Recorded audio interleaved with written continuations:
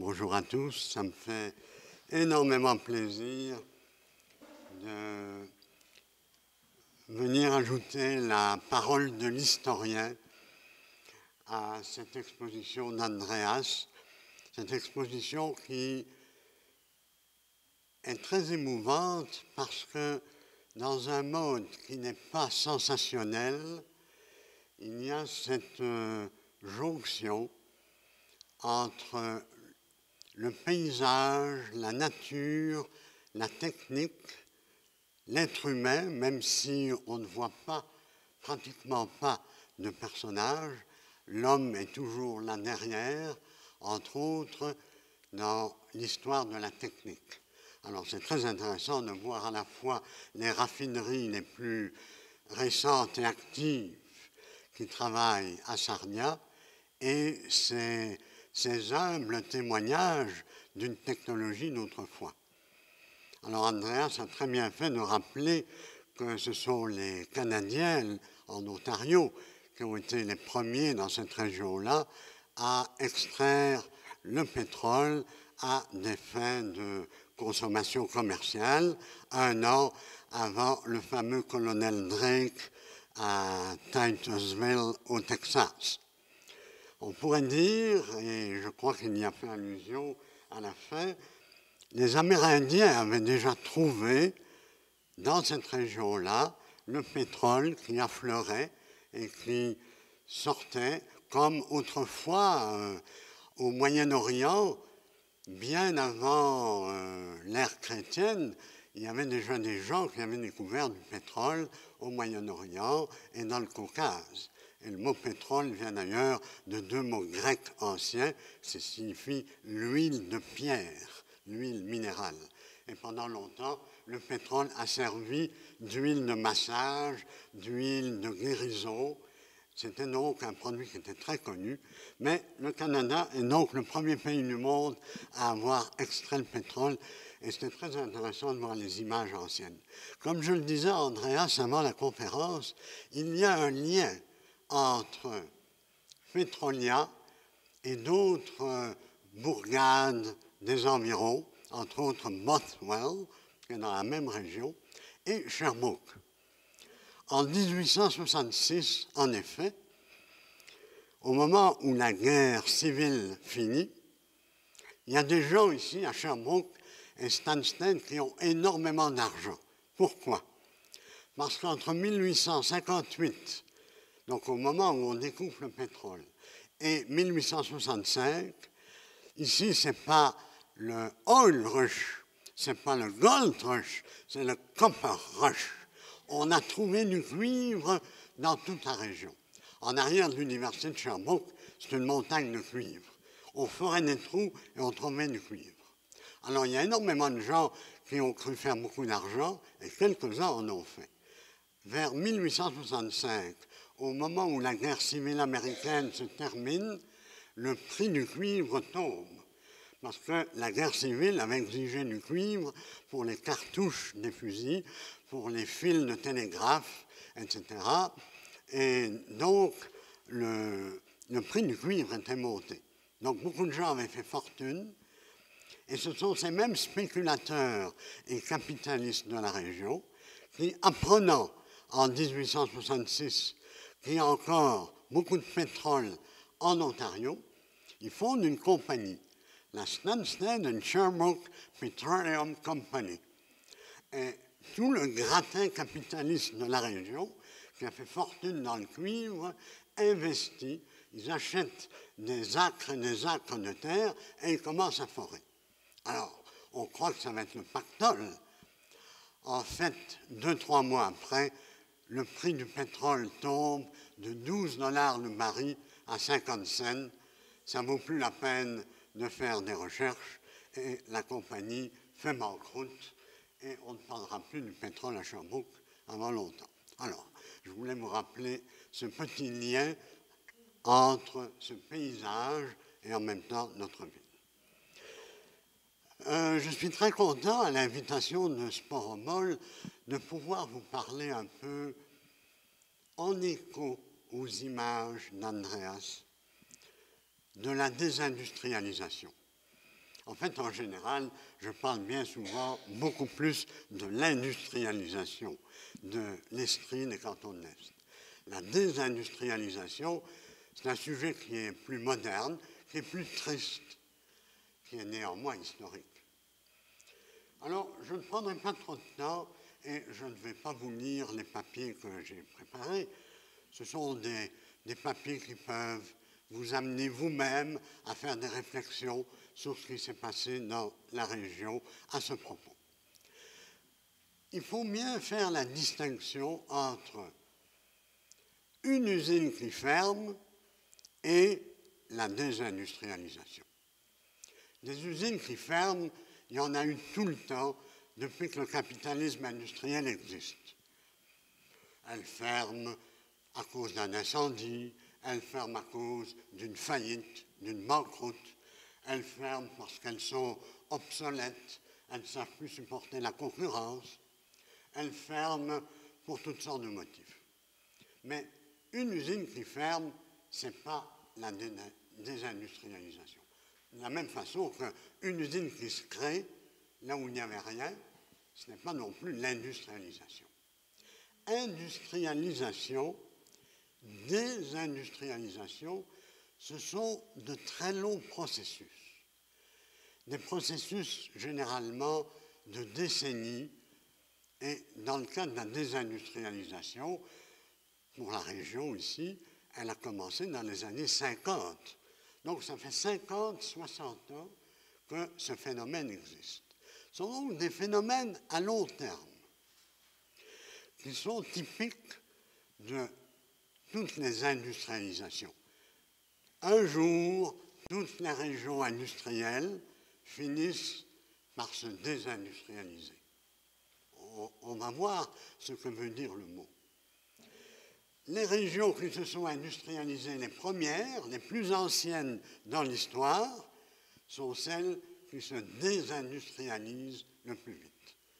Alors en Europe, vous avez des grandes régions industrielles de l'histoire qui sont aujourd'hui des champs d'usines en rouille, des friches industrielles, des endroits où toute l'activité qui autrefois était florissante, qui faisait la richesse de la nation, sont aujourd'hui ou disparues ou en sommeil.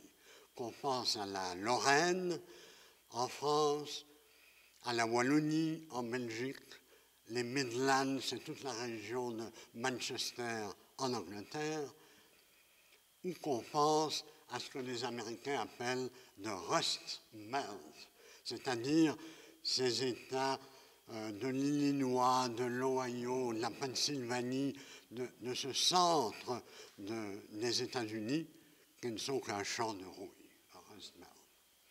De la même façon qu'il y a le Corn Belt, le Dairy Belt, eh bien il y a le Rust Belt. On ne peut pas dire que l'Estrie et les cantons de l'Est soient un champ de ruines industrielles. Mais on peut dire, parce qu'il y a des industries, il y a des industries à Sherbrooke. Hier, j'ai participé à un tournage avec Radio-Canada sur les 100 ans de l'American Biltmore. Vous savez, cette usine qui est le long de la rivière Magog, elle a 100 ans aujourd'hui. Autrefois, le long de la rivière Magog, c'était plein d'industries. La plupart ont disparu. La Peyton, la Kaiser et d'autres. La Kaiser fonctionne encore. Donc, il y a des usines, même à Sherbrooke. Il y en a à Lennoxville, il y en a à Brompton, il y en a à Windsor. Il y en a en différents endroits.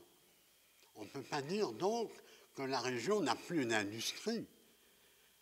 Mais la région est désindustrialisée. Ça veut dire quoi? Eh bien, l'industrialisation, comme la désindustrialisation, c'est un phénomène complexe qui comporte des aspects économiques, sociaux, culturels, environnementaux. C'est un tout. Et ce tout, à certains moments, il se forge dans l'histoire, pour certaines régions au XVIIIe siècle, en Angleterre, la fameuse révolution industrielle. Au XIXe, le Canada est considéré comme un des pays où la révolution industrielle s'est développée au milieu du 19e siècle. Mais par exemple au Québec, il n'y a que la région de Montréal et la région des Eastern Townships qui se développent vers 1840, 50, 60. La région de la Mauricie, du Saguenay, de l'Outaouais, ça c'est le 20e siècle, avec l'hydroélectricité. Ici, ça se développe avec les chutes d'eau, du paysage des Appalaches. Chaque fois qu'il y a une rupture de niveau, il y a une énergie hydraulique et il y a donc des usines qui vont s'installer. L'industrialisation, c'est donc des usines qui s'installent parce qu'il y a des ressources, parce qu'il y a un mode de transport, parce qu'il y a surtout de l'énergie à bon marché, parce qu'il y a des capitalistes.